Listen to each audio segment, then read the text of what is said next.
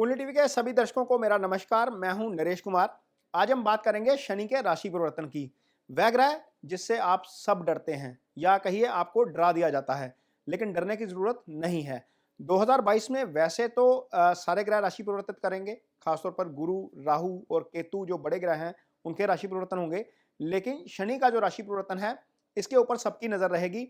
Being astrologer हमारी भी नजर रहेगी और आ, आप जो जातक हैं उनकी भी सबकी नजर बनी रहेगी, क्योंकि धनु राशि के ऊपर शनि की 7.5 समाप्त होगी। तो आइए जानते हैं कि शनि का यह राशि परिवर्तन कब होगा और 2022 में शनि की चाल कैसी रहेगी। शनि 29 अप्रैल 2022 को कुंभ राशि में आएंगे, मकर राशि से राशि परिवर्तित करके, और इसके बाद धनु राशि के ऊपर 7.5 समाप्त हो जाएगी। लेकिन कुंभ राशि में 35 दिन रहने के बाद ही ये जो है वो वक्री हो जाएंगे। जो शनिदेव हैं वक्री हो जाएंगे 4 जून को, और उसके बाद यहीं पर वक्री रहते हुए 12 जुलाई को वक्रावस्था में मकर राशि में दोबारा से चले जाएंगे। 23 अक्टूबर को शनि की चाल दोबारा सीधी होगी, मार्गी अवस्था में आएंगे, और फिर दोबारा से आगे चलते हुए 2023 में 17 जनवरी को दोबारा से कुंभ राशि में आएंगे, और फिर 2.5 साल में शनि यहीं पर कुंभ राशि में ही रहेंगे। तो ये तो शनि की चाल है, और शनि की इस राशि परिवर्तन का हम सबके ऊपर असर पड़ेगा। जिन राशियों पर 7.5 खत्म हो रही है उनके ऊपर भी पड़ेगा, जिनके ऊपर शुरू हो रही है उनके ऊपर भी पड़ेगा, जिनके ऊपर ढैया खत्म हो रही है उनके ऊपर भी पड़ेगा, और जिनके ऊपर ढैया शुरू हो रही है उनके ऊपर भी पड़ेगा। आगे हम बात करेंगे कि कौन सी राशियों पर ये ज्यादा प्रभाव रहेगा, लेकिन मोटे तौर पर जिस भाव में शनि आपकी कुंडली में विराजमान होंगे, जिन 2 राशियों का स्वामित्व शनि के पास है, और जिन 3 राशियों के ऊपर शनि की दृष्टि होगी, जीवन के वो एस्पेक्ट आपकी कुंडली में प्रभावित होंगे। आगे हम बात करेंगे राशि वाइज कि कौन सी राशि के ऊपर शनि की इस बदली चाल का 2022 में क्या असर पड़ेगा। तो ये तो आपने देखा कि 2022 में शनि की चाल कैसी रहेगी। आइए बात करते हैं कि कुंभ राशि में शनि जो है वो 2022 में कैसा फल देंगे। जैसा कि आप देख सकते हैं कुंभ राशि में शनि चंद्रमा के ऊपर से ट्रांजिट करेंगे, ऊपर से गोचर करेंगे। तो कुंभ राशि के लिए शनि की 7.5 का ये दूसरा फेज होगा। तो दूसरा फेज जो है वो थोड़ा सा अच्छा नहीं जाता यदि हम देखते हैं, क्योंकि यहाँ पर शनि की दृष्टि जो है वो तीसरे भाव पर होती है, सप्तम पर होती है और दशम पर होती है। इसमें से 2 भाव ऐसे हैं जो बहुत इंपॉर्टेंट है लाइफ में। एक तो है सप्तम भाव, जहां से पार्टनरशिप देखी जाती है, आपकी शादी देखी जाती है। दूसरा है दशम भाव, जहां से कर्म देखा जाता है। सप्तम से भी वो कर्म देखा जाता है जहां पर जो है वो पार्टनरशिप होती है। पार्टनरशिप वाला जो जो कारोबार है वो सप्तम से देखा जाता है। तो निश्चित तौर पर जब शनि चंद्रमा के ऊपर से ट्रांजिट करते हैं, क्योंकि चंद्रमा मन के कारक ग्रह हैं, तो चंद्रमा शनि मन को थोड़ा सा व्यथित करते हैं। तो एक तो ये फैक्टर रहेगा लाइफ में आपकी। दूसरा ये रहेगा कि आपका कर्म थोड़ा सा प्रभावित हो सकता है।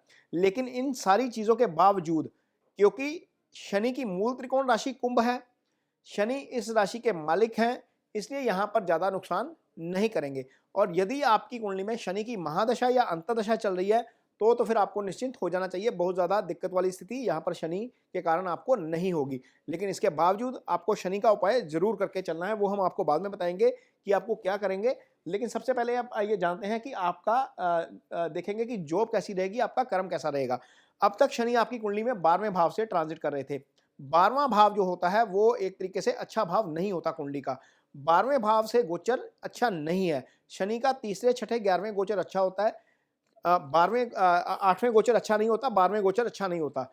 एक स्थिति तो सुधर गई कि 12वें से शनि लगन में आ गए। ये एक थोड़ी सी रिलीफ वाली बात हो गई। शनि अपनी राशि में आ गए, 12वें भाव से लगन में आ गए, केंद्र में आ गए। तो केंद्र में एक तरीके से अच्छी स्थिति है, क्योंकि जब 12वें बैठे थे तो छठे को देख रहे थे। बीमारी जो है वो ज्यादा हो रही थी, फिजिकल दिक्कत ज्यादा हो रही थी, वो अब फिजिकल दिक्कत होनी बंद हो जाएगी। जहां तक कर्म की बात है तो थोड़ा सा आपको पेशेंस से काम लेना पड़ेगा, आप अपनी जॉब के ऊपर या अपने कारोबार के क्षेत्र में, क्योंकि यहाँ पर शनि की दृष्टि है, 10वीं दृष्टि आपके कर्म स्थान के ऊपर। यदि आप पार्टनरशिप में काम करते हैं तो सप्तम स्थान के ऊपर, वहां पर आपको थोड़ी सी चीजें डिले के साथ ही होंगी अभी फिलहाल। इसलिए आपको पेशेंस के साथ चलना पड़ेगा कारोबार के मामले में।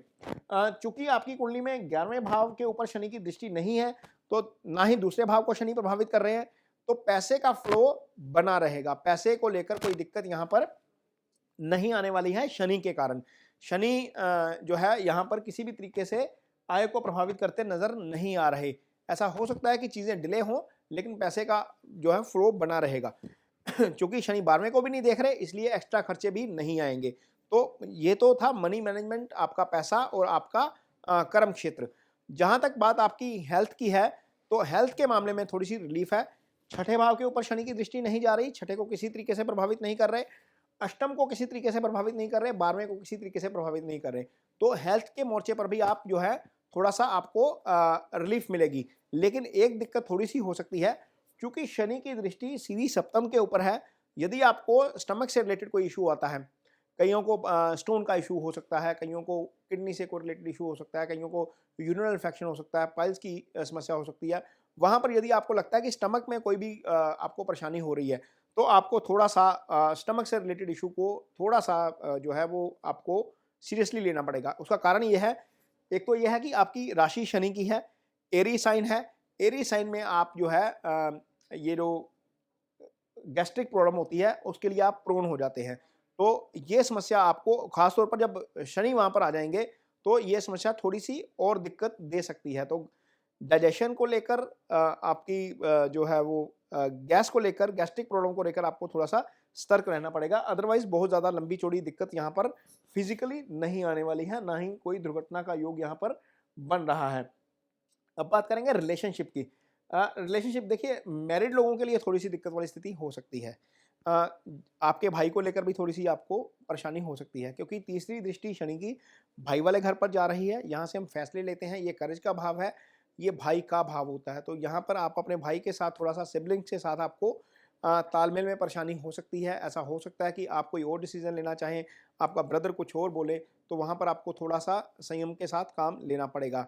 7वीं दृष्टि चूँकि सप्तम भाव के ऊपर है, तो पार्टनर की हेल्थ को लेकर अलर्ट रहना पड़ेगा, पार्टनर के साथ तालमेल को लेकर अलर्ट रहना पड़ेगा, क्योंकि यहाँ पर चीज़ें दिक्कत दे सकती हैं। यदि आपकी उम्र शादी वाली हो गई है, तो भी यहाँ पर चीज़ें डिले होंगी, क्योंकि सप्तम सीधा शनि के प्रभाव में है, वहाँ पर चीज़ें प्रभावित हो सकती हैं।